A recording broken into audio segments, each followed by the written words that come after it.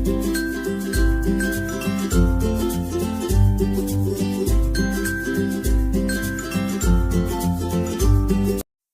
શ્રી કૃષ્ણ મિત્રો, મારા કિચનમાં તમારું સ્વાગત છે।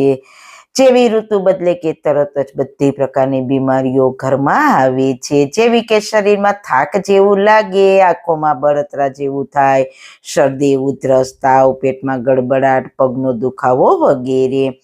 તો શરીરની તમામ બીમારીઓનો એક જ ઈલાજ છે, આ એક ગ્લાસ।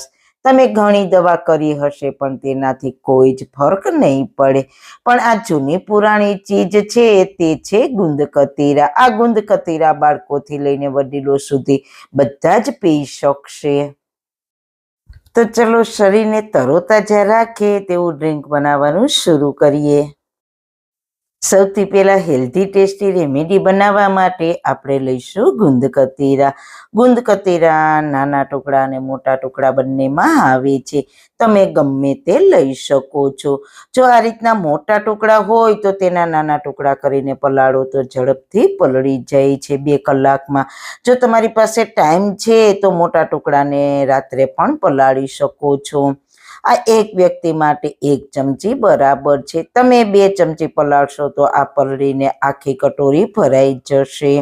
તો મેં ગુંદકતીરાના નાના ટુકડા કરી લીધા છે, હવે તેને આપણે બાઉલમાં પલાળી દઈએ। અને પલાળવામાં 10 ગણાથી પણ વધારે પાણી નાખવાનું। જો પાણી ઓછું હશે તો ગાંઠા રહી જશે, જો વધારે થઈ જાય તો ગાળી લેવાનું, કોઈ ચિંતા કરવાની જરૂર નથી। બસ 2 થી 3 કલાકમાં સરસ પલળી જશે। 2 કલાક પછી જોઈએ તો આપણો ગુંદકતીરા સરસ પલળીને ફૂલી ગયો છે। આ ગુંદને કઈ રીતના ઉપયોગમાં લેવો તે જોઈ લઈએ।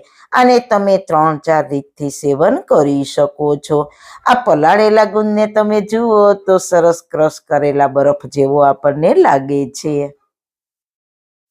પહેલી રીત એ છે કે તમે સિકંજી, લીંબુ શરબતમાં પણ ઉમેરીને સેવન કરી શકો, અથવા ઉનાળામાં શરીરને ઠંડક આપવા માટે દૂધની અંદર વરિયાળી પાવડર, સાકરનો પાવડર, ગુલાબની પાંદડી, બરફ અને ગુંદકતીરા મિક્સ કરીને પણ સેવન કરી શકો, અથવા વરિયાળી અને સાકરનો પાવડર, ફોદીનો, લીંબુનું શરબત બનાવીને તેમાં ગુંદકતીરા ઉમેરીને પણ સેવન કરી શકો છો।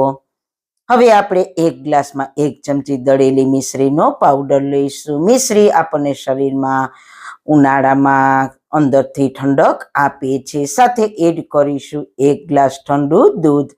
તમે દૂધની જગ્યાએ કોઈ પણ ફ્લેવરના શરબતમાં ગુંદકતીરા 2 ચમચી ઉમેરજો, તે તમારું શરબત શરીરને અંદરથી ઠંડક આપશે। સાથે એડ કરીશું 2 થી 3 ચમચી ગુંદકતીરા। એક વ્યક્તિ માટે આટલું ઇનફ છે। બાળકોને 1.5 ચમચી આપવાનું અને મોટી ઉંમરના હોય તેને 2-3 ચમચી।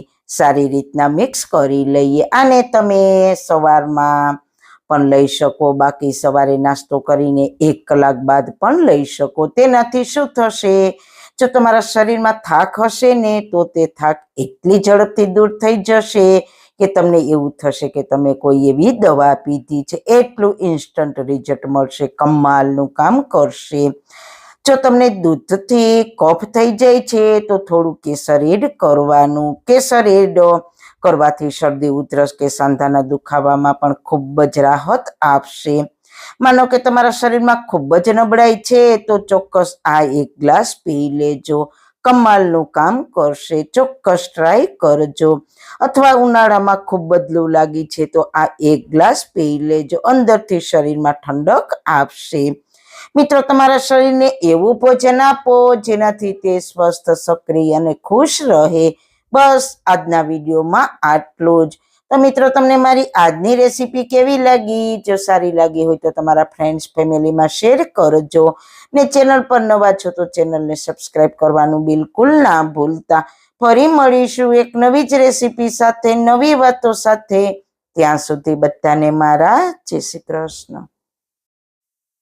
વાળના તમામ પ્રકારના પ્રશ્નો સોલ્વ કરતું 42 જડીબુટ્ટીઓથી બનાવેલું ઔષધિ તેલ, જે અમે લોકો જાતે જ ઘરે તૈયાર કરીએ છીએ, કોઈ પણ કેમિકલ્સના ઉપયોગ વગર, બિલકુલ નેચરલ છે. 42 જડીબુટ્ટીઓ ભેગી કરીને લોખંડની કડાઈમાં ઔષધિ તેલ તૈયાર કરવામાં આવે છે.